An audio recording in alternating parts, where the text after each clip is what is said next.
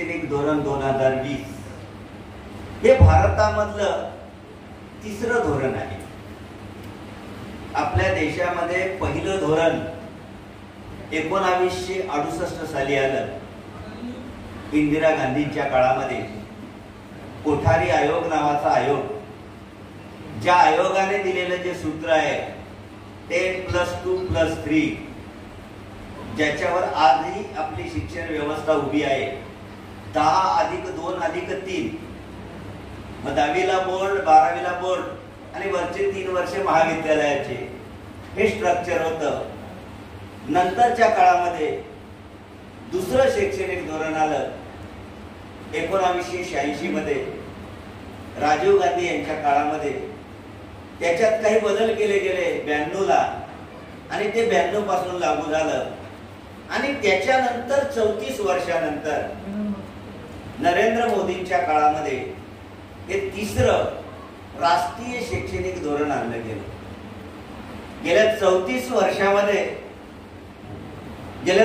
वर्षामध्ये हे नवं धोरण आणण्याची गरज का भासली, हा पहिला मुद्दा लक्षात घ्या.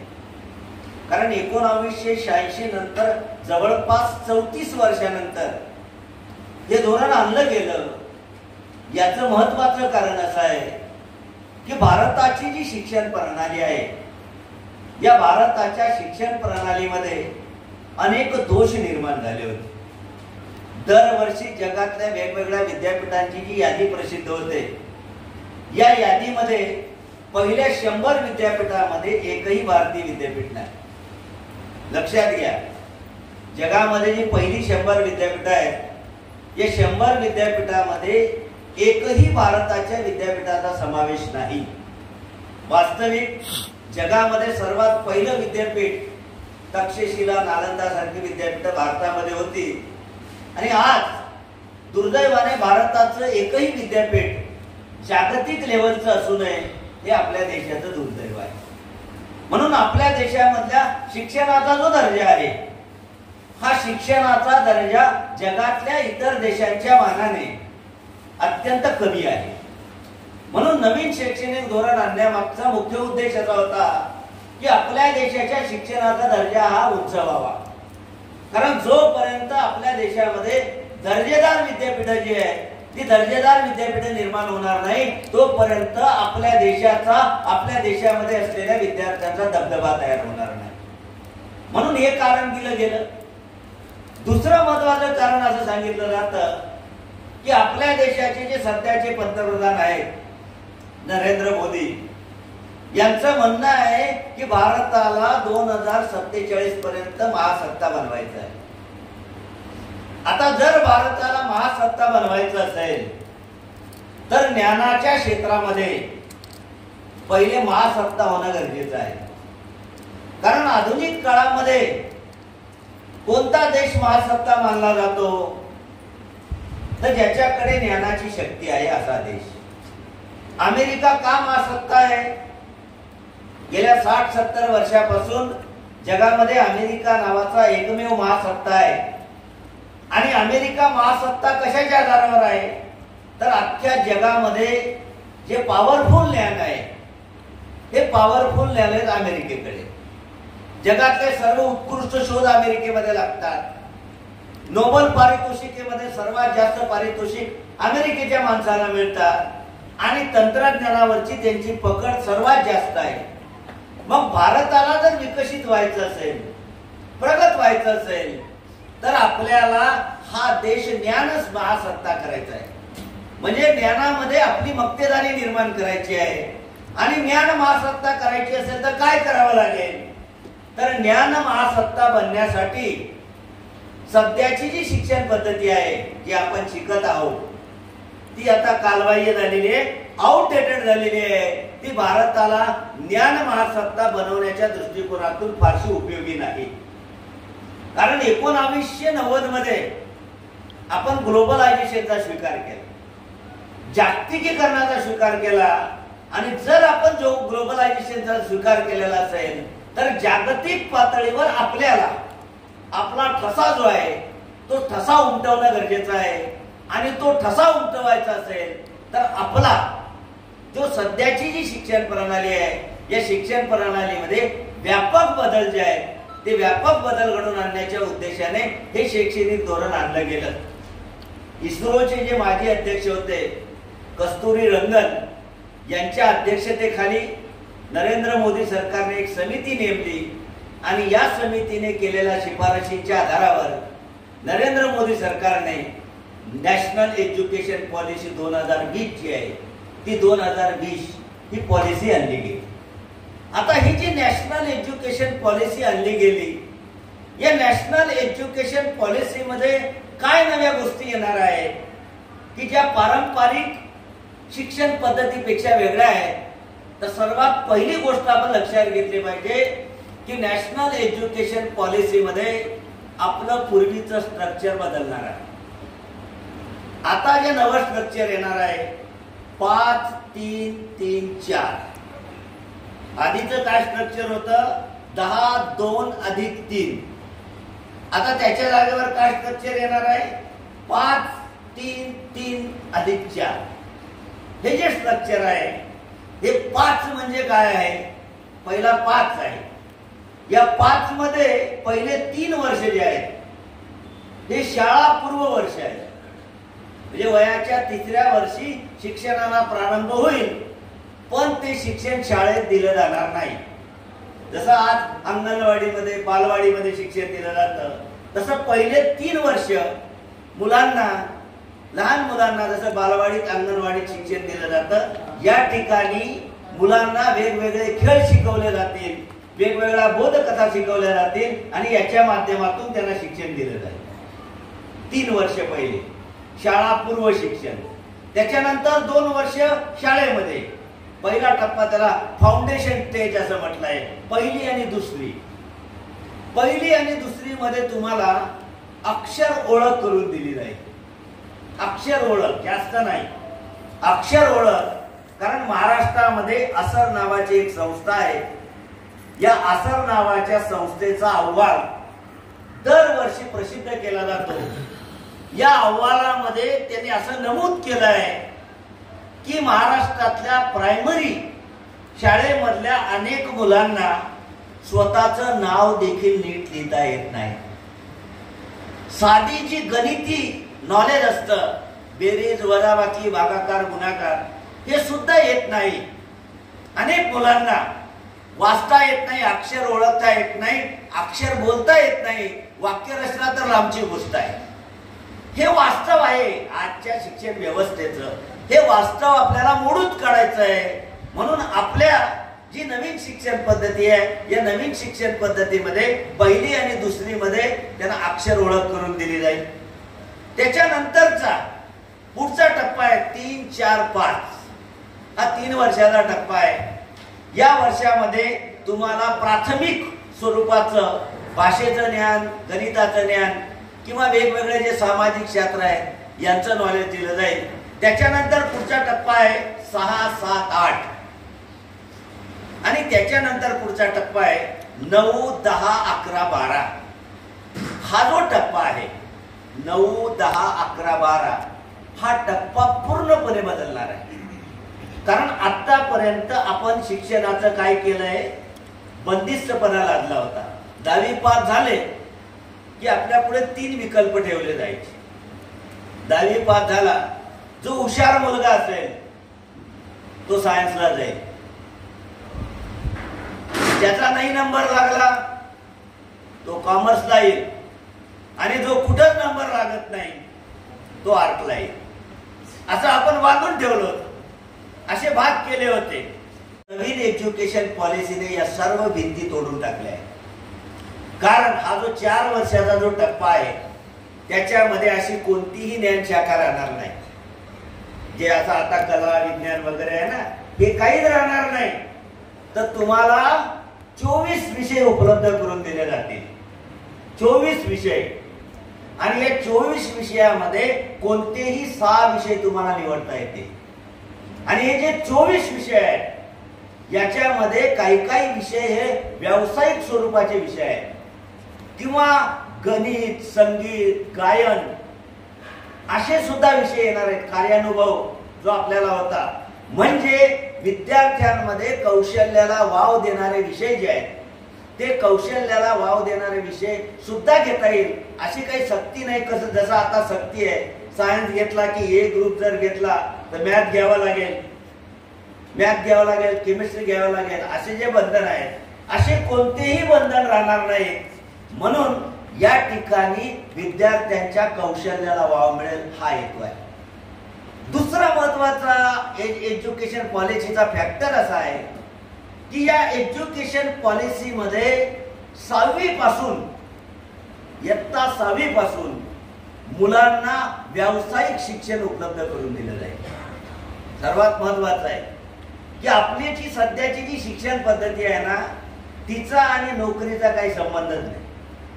आताची जी शिक्षण पद्धती आहे, तुम्ही जर तुमच्या गावामध्ये विचारलं तर तुम्हाला प्रत्येक गावात 20-25 लोक MA झालेले सापडतील, BA झालेले सापडतील किंवा सायन्सचे ग्रॅज्युएट सापडतील. कारण यांना कोणत्याही प्रकारची नोकरी नाही. का नोकरी नाही? कारण यांच्याकडे कोणत्याही प्रकारचं कौशल्य नाही. कारण सध्याच्या शिक्षण पद्धतीमध्ये कोणत्याही प्रकारच्या कौशल्याचा विकास होत नाही. कारण सध्याची शिक्षण पद्धती पूर्णपणे थेरॉटिकल आहे. तुम्ही BA करा, MA करा, त्या ठिकाणी कोणत्याही प्रकारचं कौशल्य त्याच्यामध्ये नाही. पण नवीन एज्युकेशन पॉलिसी मध्ये असं मानलं जातं की मुलांमध्ये जे कौशल्य आहे त्याच्याप्रमाणे त्याला विषय शिकवले पाहिजे. मग त्याला प्लंबिंग सारखे विषय असतील जे IIT मध्ये शिकवले जातात, व्यावसायिक कौशल्य देणारे जे विषय आहेत असे विषय त्या ठिकाणी ऍड केले जातील आणि मुलांना व्यावसायिक शिक्षण कसं उपलब्ध करून देता येईल याचाही विचार याच्या आराखड्यामध्ये झालेला आहे. कारण सध्याच्या शिक्षण पद्धतीमुळे फार मोठ्या प्रमाणावर रोजगाराचा प्रश्न निर्माण झाला आहे. म्हणून नवीन एज्युकेशन पॉलिसीचं ध्येय काय की नुसता रोजगार पुरवणं नव्हे, नोकर तयार करणारी यंत्रणा नाही, नुसतं रोजगार देणारी म्हणजे शिकले म्हणजे नोकरी लागेल असं नाही, तर तुम्हाला रोजगार निर्माता व्हावं लागेल. सध्याची शिक्षण प्रणालीचा उद्देश त्याच्या पुढे नुसता तुम्हाला रोजगार द्यायचा नाही, तर तुमच्या मध्ये असे कौशल्य निर्माण करायचे की तुम्ही दुसऱ्याला रोजगार देणार, मग तुम्ही स्टार्टअप निर्माण करणार, उद्योग सुरू करणार, इतरांना काम देणार. एवढं मोठं ध्येय आहे. नुसतं तुम्हाला नोकरीला आवश्यक असलेले कौशल्य शिकवावे एवढ्यापुरती ही शिक्षण प्रणाली मर्यादित नाही. म्हणून या नवीन एज्युकेशन पॉलिसी जी आहे त्या नवीन एज्युकेशन पॉलिसी मध्ये महत्वाचा घटक असा आहे की तुमच्यामध्ये जास्तीत जास्त जे कौशल्य आहे त्या कौशल्याला वाव देणं आणि रोजगारभिमुख शिक्षण की ज्या शिक्षणामधून मोठ्या प्रमाणावर लोकांना रोजगार प्राप्त होतील, कौशल्य प्राप्त होतील. कारण आजच्या शिक्षण पद्धतीमध्ये या प्रकारचा वाव जो आहे तो या प्रकारचा वाव. तिसरा महत्वाचा फॅक्टर असा आहे की नवीन शैक्षणिक धोरण जे आहे तिच्यामध्ये फार मोठी लवचिकता आहे. जुनी जी शिक्षण पद्धती होती ती अत्यंत ताठर स्वरूपाची शिक्षण पद्धती होती. एकदा तुम्ही आर्टला गेला, जुन्या शिक्षण पद्धतीमध्ये काय होतं की आर्टच्या मुलाला सायन्सचा विषय घेता येत नव्हता, सायन्सच्या मुलाला आर्टचा विषय घेता येत नव्हता, कॉमर्सच्या मुलाला आर्टचा विषय घेता येत नव्हता. पण न्यू एज्युकेशन पॉलिसी मध्ये आता बहुविद्याशाखीय म्हणजे मल्टी डिसिप्लिनरी शिक्षण आलेलं आहे. मल्टी डिसिप्लिनरी म्हणजे एका शाखेमधला विद्यार्थी दुसऱ्या शाखेतला विषय निवडू शकतो. FY-BA ला OE नावाचा विषय आलेला आहे. हा OE काय, आर्टचे मुलं तुमच्याकडे सायन्स नाही म्हणून तुमच्याकडच्या मुलांना घेता आला नाही, पण आमच्या महाविद्यालयात आर्टच्या मुलांना सायन्सचा जो पाहिजे तो विषय दिलाय, कॉमर्सचा पाहिजे तर कॉमर्सचा दिलाय, कॉमर्सच्या मुलांना आर्टचे विषय दिलेले, सायन्सच्या मुलांना आर्टचे विषय दिले. म्हणजे तुम्हाला विषय निवडीचं पूर्ण स्वातंत्र्य दिलं आहे. ही जे विषय निवड आहे ते विषय निवड करण्याचं स्वातंत्र्य दिलं आहे. आणि हे जे कप्पे तयार केले होते की कला शाखा, हे वाणिज्य शाखा, ही विज्ञान शाखा, हे कप्पे सर्व नष्ट करायचे. हा पहिला फॅक्टर आहे. दुसरा फॅक्टर आहे की तुम्हाला एकाच वेळेस 2 डिग्र्या मिळवता येतील. न्यू एज्युकेशन पॉलिसी जी आहे त्या न्यू एज्युकेशन पॉलिसीचं महत्वाचं वैशिष्ट्य आहे की तुम्हाला एकाच वेळेस 2 डिग्र्या मिळवता येतील.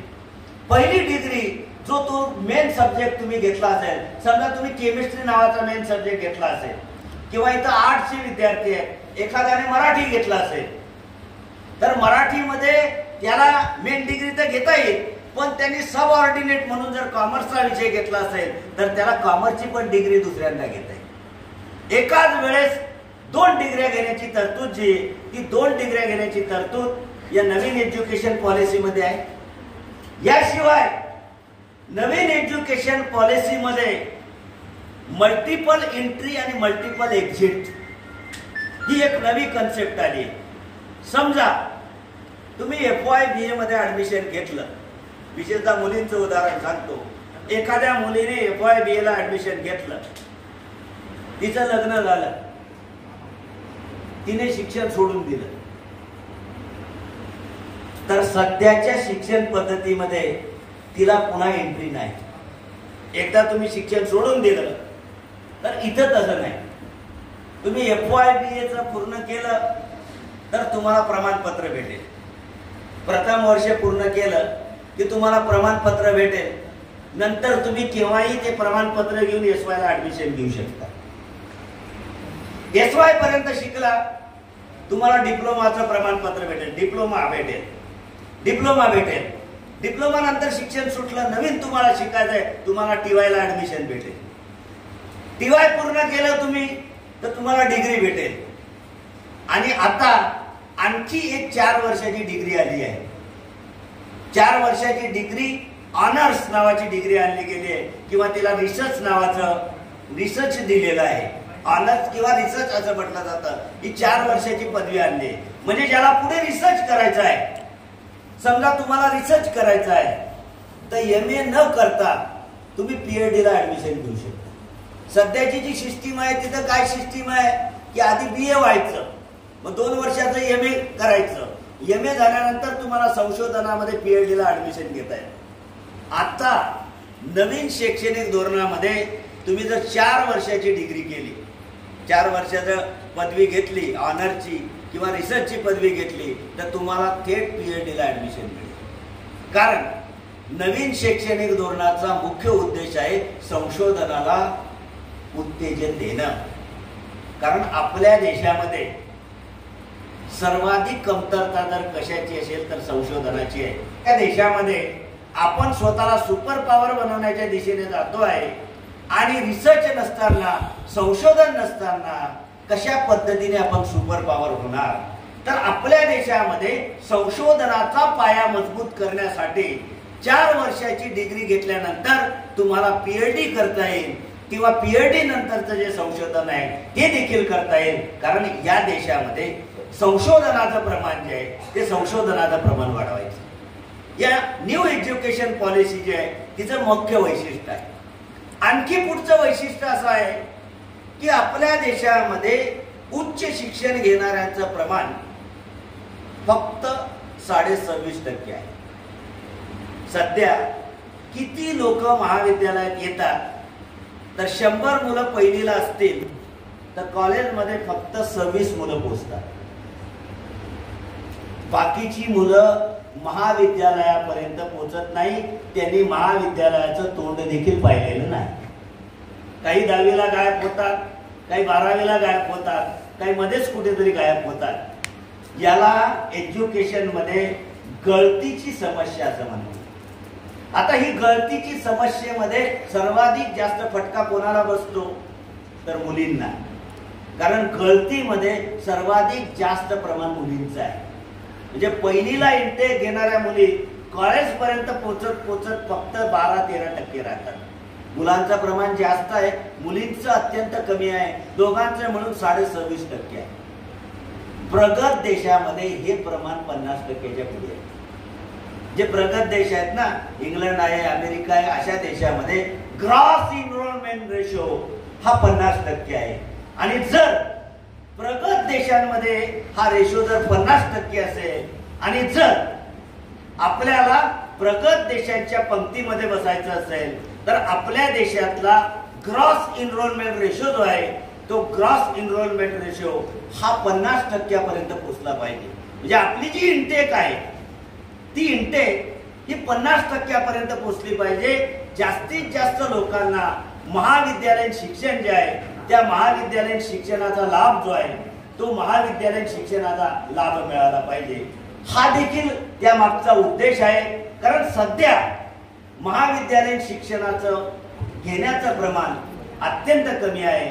म्हणून राष्ट्रीय शैक्षणिक धोरणामध्ये महाविद्यालयीन शिक्षण घेणाऱ्या विद्यार्थ्यांचा प्रमाण जे आहे ते प्रमाण वाढवावं. कारण जितके जास्त विद्यार्थी वाढतील तेवढी जास्त कौशल्यवान मनुष्यबळ जे आहे ते कौशल्यवान मनुष्यबळ निर्माण होईल. हा त्या मागचा उद्देश आहे. म्हणून नवीन एज्युकेशन पॉलिसी जी आहे त्या नवीन एज्युकेशन पॉलिसीचं आणखी एक महत्वाचं वैशिष्ट्य आहे की शिक्षणावरची जी इन्व्हेस्टमेंट आहे, सध्याची जी शिक्षण प्रणाली आहे या शिक्षण प्रणालीमध्ये शिक्षणावर जो खर्च केला जातो हा खर्च 3% आसपास आहे. सध्या भारताचं जे बजेट आहे या बजेटमध्ये एज्युकेशन या सेक्टर खाली 3% आसपास खर्च होतो. शिक्षणावर केला जाणारा खर्च हा 60% नेला जातो. शक्य होईल याच्याबद्दल अनेक लोकांनी शंकाच आहे की शिक्षणावर 60% खर्च करावा ही शिफारस कोठारी आयोग 1964-65 मध्ये जो कोठारी आयोग नेमला होता या कोठारी आयोगाने ही शिफारस केली आहे आणि ती तेव्हापासून दर आयोगाने या शिफारसीवर बोट ठेवलं आहे. पण दुर्दैवाने आजही हा खर्च वाढलेला नाही. परंतु सरकारने आता आश्वासन दिलं आहे की उच्च शिक्षणावरची गुंतवणूक जो आहे किंवा खर्च जो आहे तो वाढवला जाणार आहे.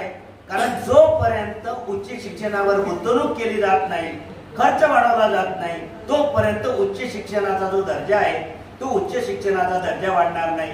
म्हणून नवीन एज्युकेशन धोरणामध्ये उच्च शिक्षण जे आहे त्या उच्च शिक्षण आहे. त्यानंतर उच्च शिक्षणामध्ये जी मूल्यमापनाची जी सध्याची सिस्टीम आहे, आता जी मूल्यमापनाची सिस्टीम आहे ह्या मूल्यमापनाच्या सिस्टीम मध्ये फक्त शिक्षकाला महत्व आहे.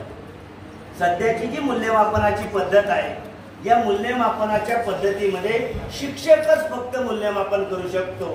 परंतु नवीन एज्युकेशन पॉलिसी जी आहे या नवीन एज्युकेशन पॉलिसीमध्ये महत्वाचा असा भाग आहे की तुमच्या मूल्यमापनामध्ये पालक असेल, विद्यार्थी असेल किंवा तुमच्या बरोबर शिकणारा जो तुमचा मित्र असेल याला देखील सहभागी करून घेतलं जाणार आहे.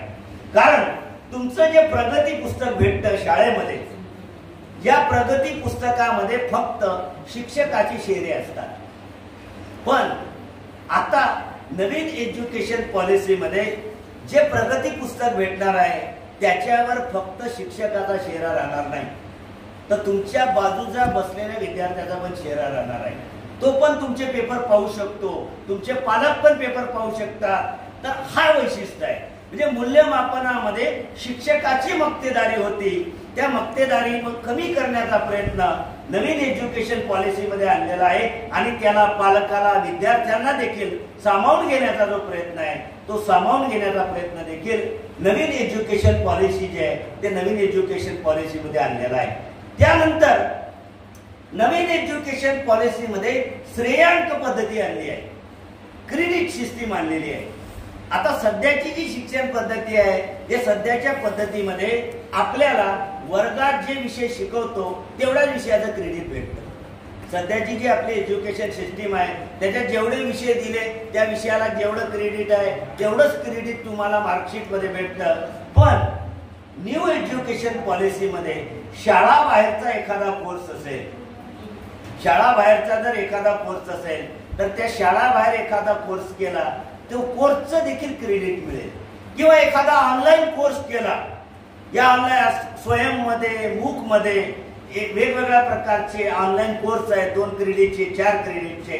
असे जर कोर्स केले तुम्ही तर अशा कोर्टात असे जे कोर्स केले त्याचं जे क्रेडिट आहे ती ABCID म्हणजे अकॅडमिक क्रेडिट बँक जी आहे त्या अकॅडमिक क्रेडिट बँक मध्ये तुमचं क्रेडिट जमा होईल आणि हे जे क्रेडिट आहे हे क्रेडिट तुमच्या मार्कशीट मध्ये पण येईल. जे शाळाबाह्य जे काही काम करतात शाळेला सोडून तर अशा कामाचं देखील क्रेडिट त्या ठिकाणी दिलं जाणार आहे. त्यानंतर NAP मध्ये प्रयोगात्मक शिक्षणावर भर दिला जाणार आहे. सध्याची जी शिक्षण पद्धती आहे, या सध्याच्या शिक्षण पद्धतीमध्ये थेरॉटिकल शिक्षणाला जास्त महत्व आहे, प्रायोगिक शिक्षणाला कमी महत्व आहे. म्हणून नवीन एज्युकेशन पॉलिसीमध्ये मोठ्या प्रमाणावर प्रायोगिक शिक्षणाला भर दिला जाणार आहे किंवा व्यावसायिक शिक्षणाला भर दिला जाणार आहे किंवा इंटर्नशिपची कल्पना आली आहे. व्यावसायिक शिक्षणामध्ये इंटर्नशिपला खूप महत्व आहे. इंजिनिअरिंग मध्ये किंवा मेडिकल मध्ये गेलात तर शिकत असताना मुलांना कोणत्या तरी कंपनीमध्ये किंवा एखाद्या फर्म मध्ये काम करायला पाठवलं जातं. न्यू एज्युकेशन पॉलिसीमध्ये देखील आता इंटर्नशिप आलेली आहे. म्हणजे तुम्हाला देखील शाळेमध्ये शिकत असताना प्रत्यक्ष कार्य अनुभव घेता येईल. कारण आपल्याकडे सध्याची जी शिक्षण पद्धती आहे, या सध्याच्या शिक्षण पद्धतीमध्ये इंटर्नशिपला वाव नव्हता. पण नवीन एज्युकेशन पॉलिसीमध्ये तुम्हाला वर्क अनुभव म्हणजे प्रत्यक्ष कामाचा अनुभव आहे, तो कामाचा अनुभव घ्यावा लागणार आहे. त्याचं प्रमाणपत्र तुम्ही सादर केल्यानंतर त्याचे क्रेडिट जे आहे, त्याचे क्रेडिट देखील तुम्हाला मिळणार आहे. भविष्यात रोजगारासाठी किंवा व्यवसाय निर्मितीसाठी हा उपयुक्त होणार आहे. त्यानंतर नवीन एज्युकेशन पॉलिसीमध्ये तंत्रज्ञानावर फार मोठा भर दिला जाणार आहे. कारण सध्याच्या शिक्षण पद्धतीमध्ये डिजिटलायझेशनची कमतरता आहे. सध्याची जी शिक्षण पद्धती आहे, या सध्याच्या शिक्षण पद्धतीमध्ये तंत्रज्ञानाचा फार मोठ्या प्रमाणावर वापर केला जात नाही. परंतु जी न्यू एज्युकेशन पॉलिसी आहे, या न्यू एज्युकेशन पॉलिसीमध्ये तंत्रज्ञानाचा मोठ्या प्रमाणावर वापर जो आहे तो वापर केला जाणार आहे. म्हणून फक्त वर्गात शिकवलं जाणार नाही, तर काही शिक्षण तुम्हाला ऑनलाईन उपलब्ध करून दिलं जाईल किंवा डिजिटल प्लॅटफॉर्मवर देखील उपलब्ध करून दिलं जाईल. मागे UGCने असं म्हटलं होतं की 60% वर्गामध्ये शिकवायचं आणि 40% प्रत्यक्षात वर्गाबाहेर विद्यार्थ्यांना ऑनलाईन पद्धतीने शिकवायचं, असा प्रस्ताव देखील मागे आला होता. तर या पद्धतीने विद्यार्थ्यांना जास्तीत जास्त डिजिटल शिक्षण कसं देता येईल आणि त्याच्यासाठी शिक्षकांना किंवा प्राध्यापकांना ट्रेनिंग सुद्धा दिलं जाईल किंवा विद्यार्थ्यांनी जास्तीत जास्त डिजिटल शिक्षण किंवा डिजिटल कोर्सेस करावे, याच्यासाठी मोठ्या प्रमाणावर प्रोत्साहन जे आहे ते प्रोत्साहन दिलं जाईल. कारण हे सर्व बदल करण्यामागे उद्देश काय आहे, तर हे सर्व बदल करण्यामागे भारताला अत्यंत वेगाने प्रगती करायची आहे. कारण 2047 पर्यंत या देशाला महासत्ता बनवायचं असेल तर हे अल्प काळामध्ये करावं लागेल. अत्यंत कमी काळ, कारण आज 2025 आहे, खूप जास्त वर्ष राहिलेली नाही, अत्यंत कमी वर्ष राहिलेली आहे. आणि अत्यंत कमी वर्षामध्ये भारताला जर सुपर पॉवर बनवायचं आहे, नॉलेज महासत्ता बनवायची असेल, तर हे व्यापक बदल जे आहे, हे व्यापक बदल नवीन शिक्षण पद्धतीमध्ये आणायचं आहे. आणि या नवीन शिक्षण पद्धतीचा आणखी एक महत्वाचा अँगल असा आहे की या शिक्षण पद्धतीचं भारतीयकरण करायचं. कारण भारताची जी शिक्षण पद्धती आहे सध्याची, ही ब्रिटिशकालीन शिक्षण पद्धती आहे. कारण आपल्याकडे जी शिक्षण पद्धती शिक्षणाने आणली गेली, म्हणून आपल्याकडे जे स्ट्रक्चर आहे, हे स्ट्रक्चर बहुसंख्य स्ट्रक्चर इंग्रजांनी आणलं गेलं आणि या स्ट्रक्चर मध्ये पाश्चिमात्य मूल्यांना, पाश्चिमात्य संस्कृतीला किंवा पाश्चिमात्य विषयांना जास्त प्राधान्य दिलेलं आहे. पण नवीन एज्युकेशन पॉलिसीमध्ये संपूर्ण शिक्षण व्यवस्थेचं भारतीयकरण केलं जाणार आहे. आणि मग कारण भारत हा देश कधी काळी ज्ञानाचा महासत्ता होता. तुम्हाला माहित असेल की शून्याचा शोध भारतामध्ये लागलेला आहे. 1 ते 9 दशमान पद्धती ही भारतामध्ये निर्माण झालेली आहे किंवा प्लास्टिक सर्जरीचा शोध भारतामध्ये लागला असेल, अर्धमागधी असेल, संस्कृत असेल, या ज्या भाषा आहेत, या भाषांमध्ये प्राचीन काळामधले लिहिलेले जे ग्रंथ आहेत, या ग्रंथामध्ये अनेक वैज्ञानिक गोष्टी किंवा तंत्रज्ञानाच्या गोष्टींचं यांचं लेखन केलं आहे. परंतु दुर्दैवाने आपल्या देशाच्या शिक्षण पद्धतीमध्ये या गोष्टींना फारसं स्थान दिलं गेलं नाही. आपण बऱ्याचशा गोष्टींबद्दल पाश्चिमात्य देशात शोध लागलेले आहेत किंवा पाश्चिमात्यांमध्ये असं आहे असं आपण मानत आलेलो आहे. आणि आपल्या देशाचं जे मूळ नॉलेज आहे किंवा आपल्या देशाच्या ज्या मूळ ढाचा आहे त्याला विसरलेलो आहे. म्हणून भारतीय शिक्षण पद्धतीचं भारतीयकरण करण्यासाठी IQS नावाचा विषय आणलेला आहे, इंडियन नॉलेज सिस्टीम. कारण भारताची जी ज्ञान परंपरा आहे, ही ज्ञान परंपरा जगामध्ये नंबर 1 ची ज्ञान परंपरा होती. आणि हे जे पाश्चिमात्य देशामध्ये जे शोध लागलेले आहेत, ज्यांना आपण असं म्हणतो की अणूचा शोध लागलाय वगैरे, हे शोध लागलेले आहेत, याच्या बऱ्याचशा गोष्टी आधी भारतीय लोकांनी लिहून ठेवलेल्या होत्या किंवा भारतीयांनी जे ग्रंथ लिहिलेले आहेत ते ग्रंथांमध्ये या गोष्टी आहेत आणि या ग्रंथांमध्ये या गोष्टी आहेत आणि विशेषतः युरोपियन देशांनी जे शोध लावलेले आहेत, वेगवेगळे शोध, हे सर्व ग्रंथ सर्वात आधी संस्कृत मधले किंवा पाली मधले, अर्धमागधी मधले ग्रंथ अरेबी भाषामध्ये ट्रान्सफर झाले आहेत आणि अरेबी भाषामधून ते युरोपमध्ये गेले आहेत. म्हणून ज्ञानाचा जो स्रोत आहे तो भारतामधून मध्यमध्ये गेला आहे, मध्य पूर्व जे देश आहेत. कारण मध्य पूर्वमध्ये बगदाद नावाचं सर्वात मोठं विश्वविद्यालय होतं. या विश्वविद्यालयामधून इस्तंबूल किंवा ज्या शहराला कॉन्स्टंटिनोपल असं म्हटलं जातं, तिथं पहिलं आधुनिक जगाचं विद्यापीठ उघडलं आणि तिथून ते नॉलेज युरोपला गेलं आहे. परंतु त्याचा मूळ स्रोत आपला देश आहे, हिंदुस्थान आहे. म्हणून या देशातली जी पारंपरिक ज्ञान परंपरा आहे, या पारंपरिक ज्ञान परंपरा या देशातल्या विद्यार्थ्यांना कळावं, आपल्या देशाचं सामर्थ्य निर्माण व्हावं, या दृष्टिकोनातून नवीन एज्युकेशन पॉलिसी जी आहे त्या नवीन एज्युकेशन पॉलिसीमध्ये भर दिला गेला आहे. तर नवीन एज्युकेशन पॉलिसीचे अनेक आस्पेक्ट आहेत.